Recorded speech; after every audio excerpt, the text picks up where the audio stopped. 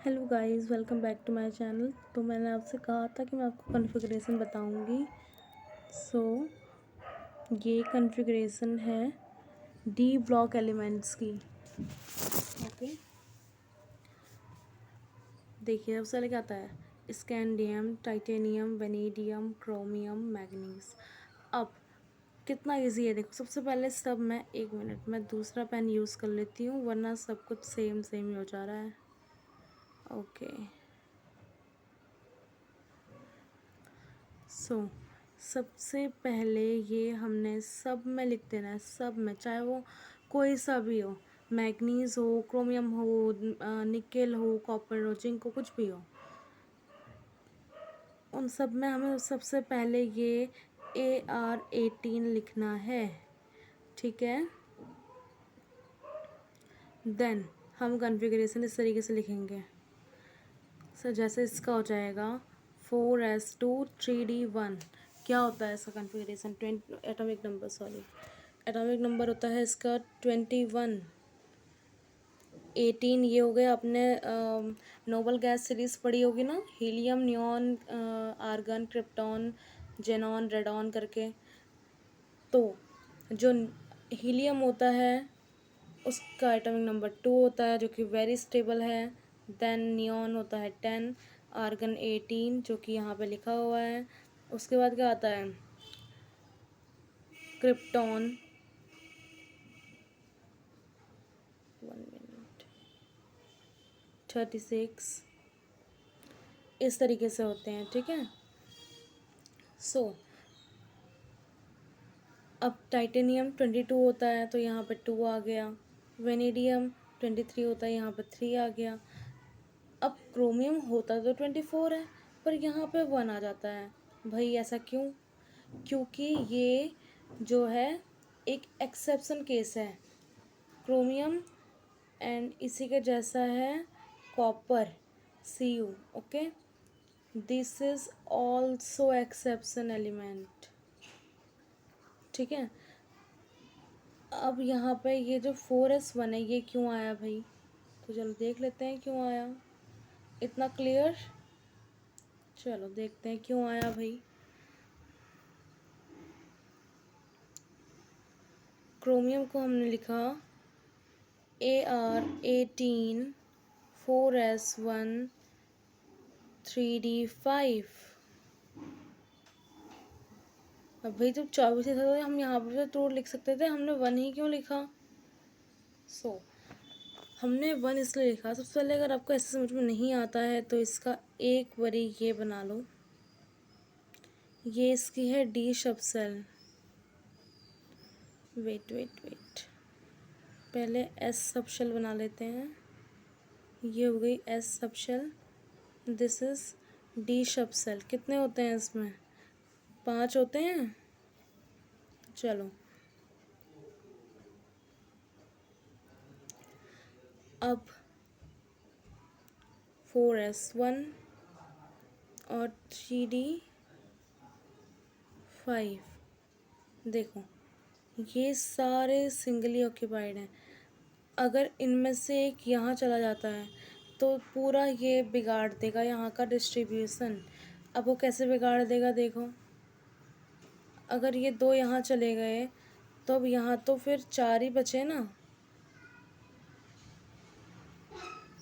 और 4 तो कुछ होता ही नहीं है, राइट? इसलिए जो क्रोमियम होता है उसको हम क्या लिखते हैं, इसके चलो ऑक्सीडेशन स्टेट निकालते हैं। ठीक है,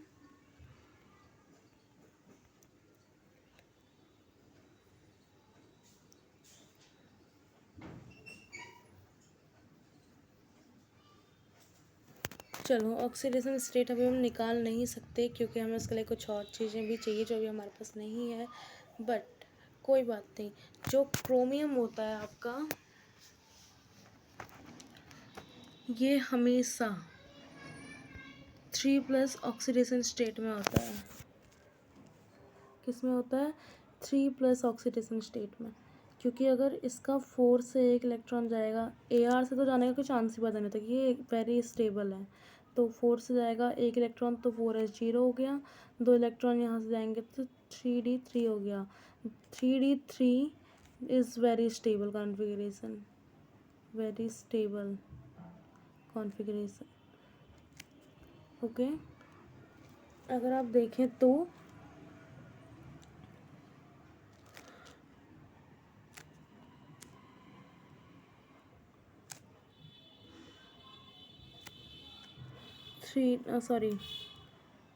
D3, D5,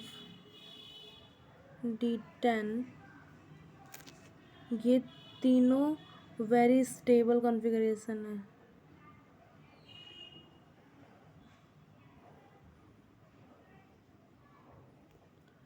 ठीक है, दिस इज़ वेरी इम्पोर्टेंट. इसको जब भी आप नोट करें तो इसको ऐसे करके मार्क कर लें. Very important. ओके, चलो आगे वाले मेटल की हम बात करते हैं, सॉरी एलिमेंट्स की हम बात करते हैं. कहाँ तक किया था? मैग्नीज तक किया था. अब हम करेंगे किस पर? उसके आगे. मैग्नीज के बाद क्या आता है? Iron, cobalt, nickel, copper, then zinc. Same चीज़ यहाँ भी होगी. AR18 और यही पूरे में चलेगा, इसीलिए मैं पूरा नहीं लिख रही हूँ, बस ऐसे ही डैश डैश डाल दे रही हूँ कि आप समझ जाएंगे कि यही चीज़ यहाँ पे आएगी. अब यहाँ आगे चेंज होगा. यहाँ तक तो पूरा सेम रहेगा. कहाँ तक? निकेल तक.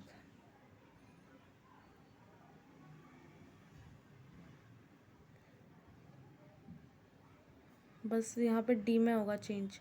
यहाँ पे हो जाएगा 3D6. बार बार गलती हो जा रही है बच्चे.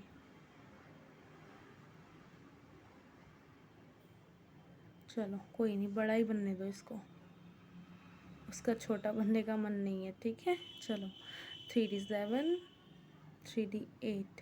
थोड़ा सा पढ़ाई का जो हंसी मजाक होना बहुत ज़रूरी है, जिससे कि फुल इंटरेस्ट आता है पढ़ने में, है ना. चलो आगे पढ़ते हैं. अब ये वाला क्या हो जाएगा भाई? 4S1, 3D10. अरे भाई 9 कहाँ चला गया? 9 तो है ही नहीं. और ये जिंक हो जाएगा 4S2, 3D10.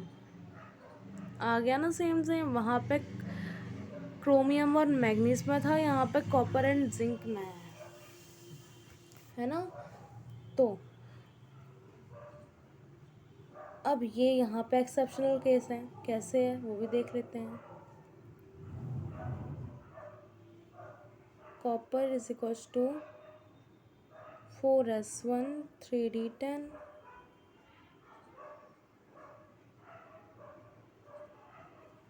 अगर हम कॉपर को इसके स्टेट में रखते हैं तो ये जाता है 4S0, 3D10. अब अगर हम कॉपर को डबल प्लस या Cu2+ भी लिख सकते हैं तो ये हो जाएगा 4S0, 3D9. ओके, इसलिए कॉपर हमेशा ऑलवेज Cu2+ ही देता है. ठीक है. सो आई होप कि आपको ये अच्छे से समझ में आया होगा, आपको अच्छा लगा होगा सेशन. तो प्लीज़ अगर आपको ये अच्छा लगता है तो आप इसकी खुद भी प्रैक्टिस करें, अपनी फ्रेंड्स को भी शेयर करें, एंड मेरे चैनल को सब्सक्राइब भी करें, कमेंट भी करें. अगर आपको समझ में नहीं आता है तो पूछ लें कि यहाँ पे कैसे होगा, क्या होगा, किस तरीके से होगा. ठीक है. एंड लाइक भी करें, क्योंकि आप जब भी कुछ भी करते हैं ना, अगर आप मान लीजिए आपने लाइक कर दिया है तो इससे क्या होता है ना, इससे टीचर्स की होप बढ़ती है. उनको होता है कि हाँ भाई हम जो कर रहे हैं वो सही कर रहे हैं, है ना.